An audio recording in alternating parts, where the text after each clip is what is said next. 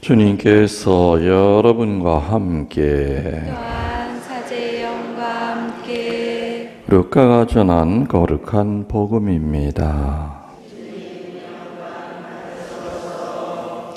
4장 38절에서 44절까지의 말씀입니다. 예수님께서는 회당을 떠나 시몬의 집으로 가셨다. 그때 시몬의 장모가 심한 열에 시달리고 있어서 사람들이 그를 위해 예수님께 청하였다. 예수님께서 그 부인에게 가까이 가시어 열을 꾸짖으시니 열이 가셨다. 그러자 부인은 즉시 일어나 그들의 시중을 들었다. 해질 무렵에 사람들이 갖가지 질병을 앓는 이들을 있는 대로 모두 예수님께 데리고 왔다. 예수님께서는 한 사람 한 사람에게 손을 얹으시어 그들을 고쳐주셨다. 마귀들도 많은 사람에게서 나가며 당신은 하느님의 아드님이십니다 하고 소리질렀다. 그러나 예수님께서는 꾸짖으시며 그들이 말하는 것을 용납하지 않으셨다. 당신이 그리스도임을 그들이 알고 있었기 때문이다. 날이 새자 예수님께서는 밖으로 나가시어 외딴 곳으로 가셨다. 군중은 예수님을 찾아다니다가 그분께서 계시는 곳까지 가서 자기들을 떠나지 말아 주십사고 붙들었다. 그러나 예수님께서는 그들에게 말씀하셨다. 나는 하느님 나라의 기쁜 소식을 다른 고을에도 전해야 한다. 사실 나는 그 일을 하도록 파견된 것이다. 그리고 나서 예수님께서는 유다의 여러 회당에서 복음을 선포하셨다. 주님의 말씀입니다.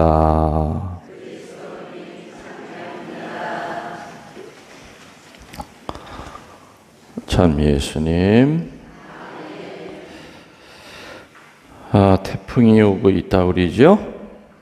농사 짓는데도 사실은 아무런 도움이 안 되는 태풍이니까 좀 조용히 좀 빠져나가기를 우리 기도해야 될 것 같습니다. 이렇게 결실이 가까울 때 태풍이 불면은 농부들은 얼굴에 수심이 가득 찰 수밖에 없을 겁니다. 자, 오늘 우리 복음 잠깐 묵상을 하겠습니다.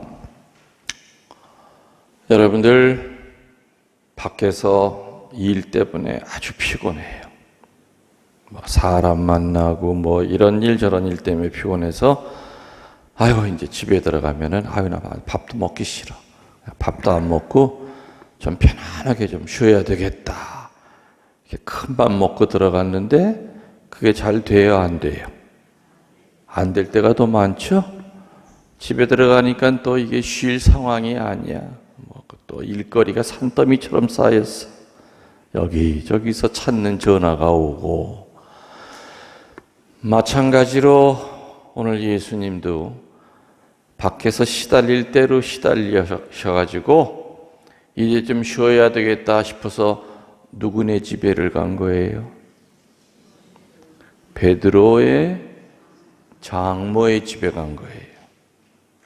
베드로 집에 장모님이 사셨는지 그냥 장모님 집에 베드로가 갔는지 그건 내가 그 옆에 안 있어 봤기 때문에 잘 모르겠고 아무튼 베드로 장모의 집에 가셨는데 그래서 베드로도 아이고 선생님 이제 사람 만나지 마시고요.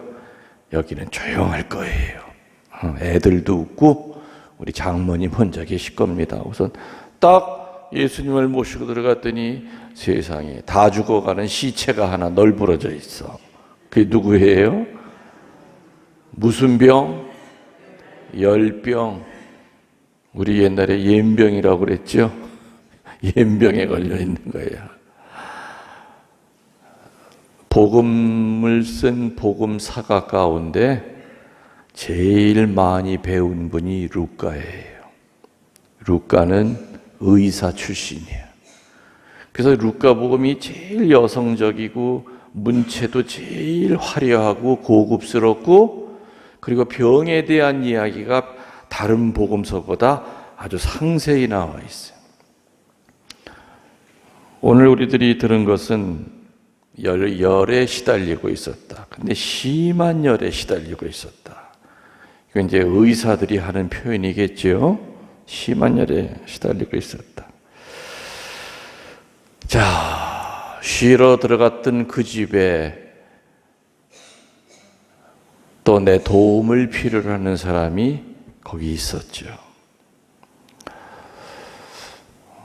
좀 짜증도 나셨을 것 같아요. 짜증도.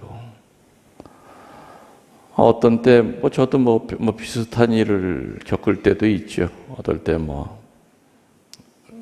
피정 다니고 뭐하고 힘들어가지고, 특히 이제 피정 끝나고 나면은, 아유, 시모님 좀 저희 집에서 쉬었다 내려가시죠. 그래서 그래, 가서 이제 그냥 아무 얘기 안 하고 잠깐 눈 좀 감았다 가야 되겠다. 그래서 기대를 잔뜩 하고 그 집에 세상에 들어갔더니 문 열자마자 신발이 앞에 가득 차 있어. 내가 또 속은 거예요. 자기네 집에 가서 조용히 쉬시죠 해놓고서는 본당 신자들은 다 불러 모아놓은 거예요. 들어가 보면 다 환자들이야. 아우, 신부님 피정 때는 가까이 갈 수도 없어가지고 이렇게 그냥 특별히 속에선 부글부글 끓지. 참. 그래도 어떻게 해요? 얼굴 내색할 수 없잖아요. 그래서 또 다 머리에 손을 얹어서 안수해드리고 또 신부님이 이 사람 25년 만에 성사 보러 왔어요. 그거 어떻게 해? 또 성사 줘야 되고. 아무튼 예수님의 그 마음을 이렇게 충분히 좀 이해가 갈 것 같아요. 밖에서 시달리다가 쉬려고 들어왔는데 또 할 일이 또 생긴 거예요. 그 뒤에 문 좀 닫으시죠. 맨 뒤에. 문은 자꾸만 열어놓고 다녀.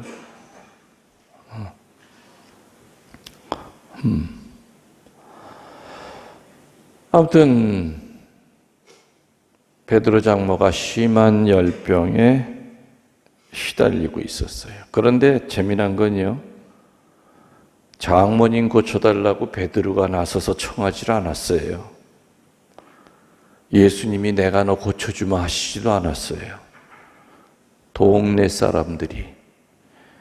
사람들이 그를 위해 예수님께 청하였다라고 나와 있죠.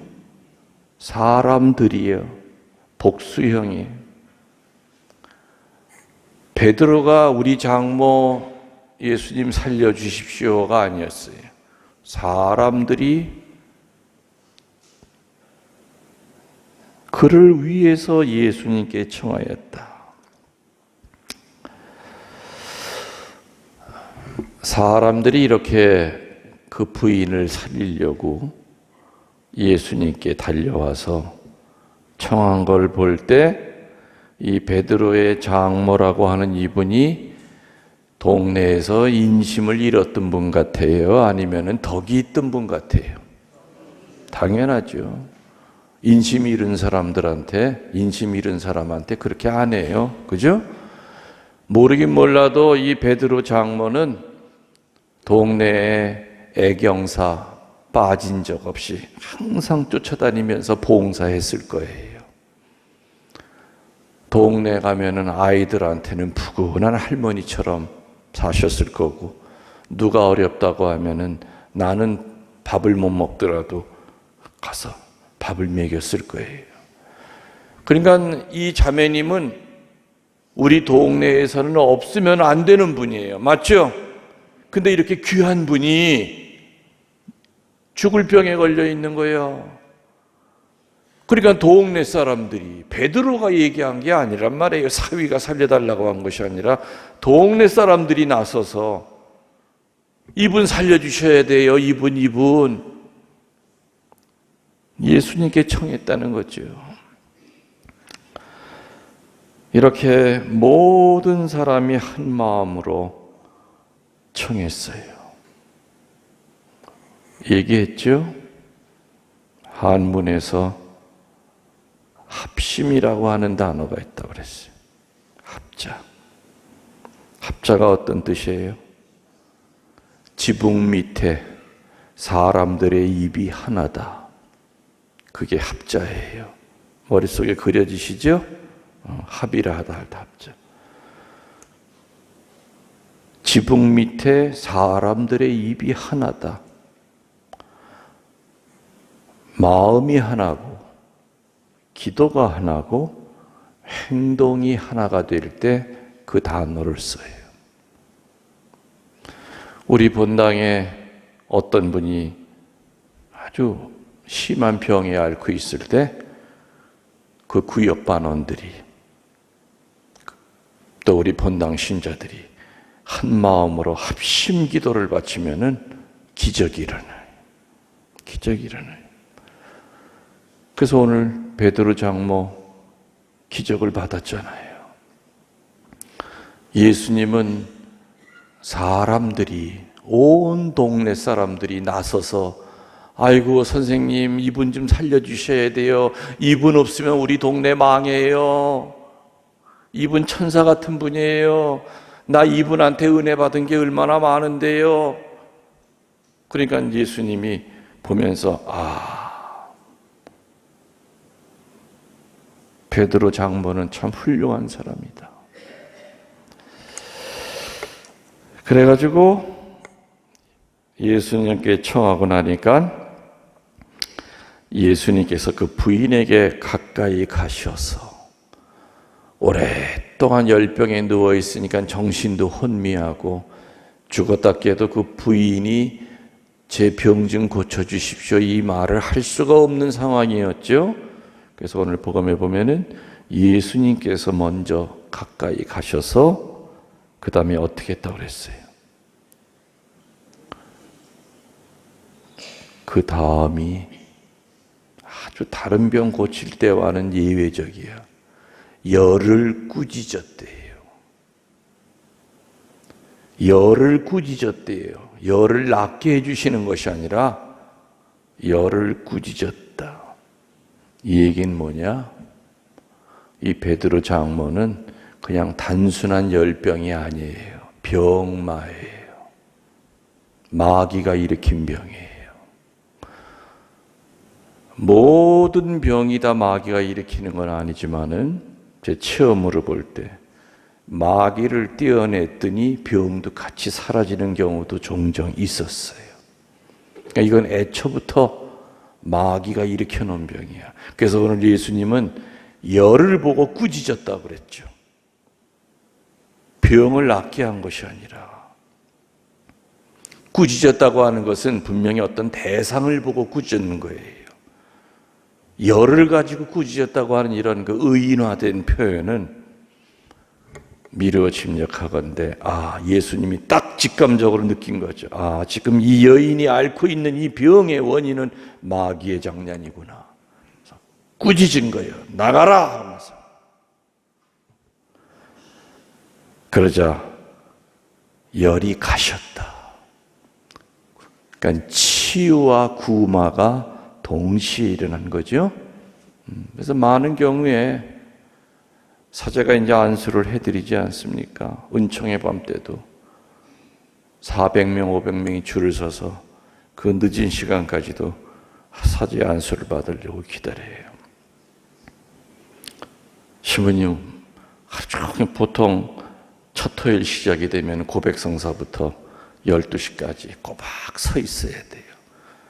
아이고, 신부님, 보좌 신부님이랑 나눠서 안수하시지 어떻게 혼자 다 하십니까? 그 안수도 사람의 힘으로 하는 게 아니에요. 안수하면서 계속 저는 심령 기도를 바쳐요.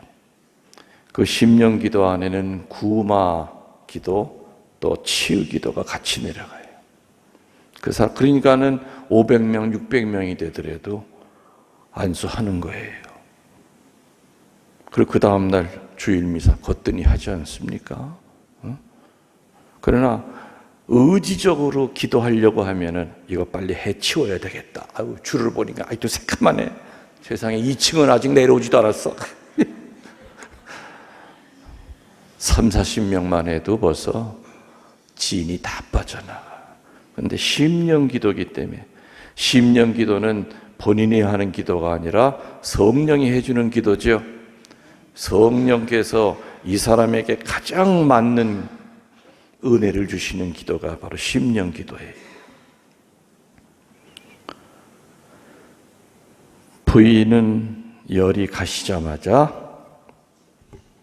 즉시 일어나 그들의 시중을 들었다. 예수님께 시중을 든 게 아니에요. 사위한테 시중을 든 것이 아니라 누구에게 시중 들었다는 겁니까?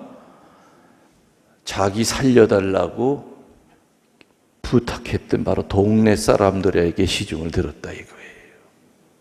즉시 일어나 그들의 시중을 들었다고 그랬어요. 예수님의 시중을 들었다가 아니라 그들의 시중을 들었다. 나를 도와주었던 사람, 나 살려달라고 예수님께 매달렸던, 나를 위해 기도해 주었던 그 사람들의 시중을 들었다. 도움을 주었던 바로 그 은인들에게 봉사로 보답했다 이겁니다. 그리고 마음과 행동으로, 기도로 봉사했다는 거죠.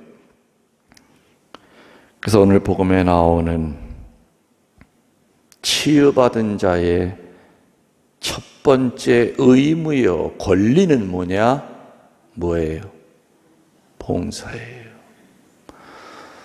여러분들 이제껏 사시면서 어려운 고비고비 하느님께서 지켜주신 거 인정하십니까? 힘들고 어려울 때 뒤돌아보면 세상에 참 하느님께서 나를 살려주셨어. 그랬던 적 많이 있죠? 치유받았다고 느꼈던 적 많이 있죠? 그럼 치유받고 난 사람이 해야 될 첫 번째 일은 봉사예요. 봉사는 기도 봉사도 있고요. 그죠? 행동으로 움직이는 봉사도 있어요.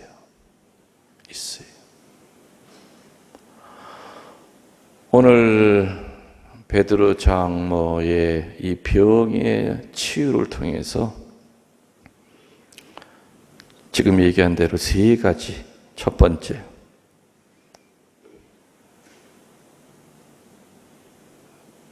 예수님은 어떤 상황이 되든 간에 그분의 마음은 늘 한결같으셨다는 거죠. 쉬려고 들어간 그 자리에도 당신의 도움을 필요로 하는 사람이 있을 때는 짜증 부리거나 싫은 내색을 하거나 귀찮아하지 않고 정말로 정성을 다해서 당신의 도움을 필요로 하는 사람이 있을 때는 온전히 내어주셨다는 거. 두 번째로, 온 동네 사람들이 그 베드로 장모의 치유를 위해서 합심 기도, 한 마음으로 예수님께 매달렸더니 기적이 일어났다. 그리고 또 하나 우리들이 생각해야 될 것은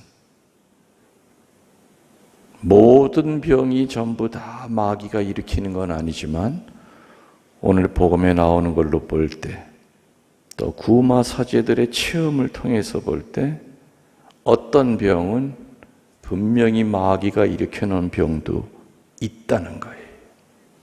그래서 그럴 때는 치유 기도가 아니라 구마 기도를, 오늘 예수님은 꾸짖었다, 이거는 구마하신 거예요.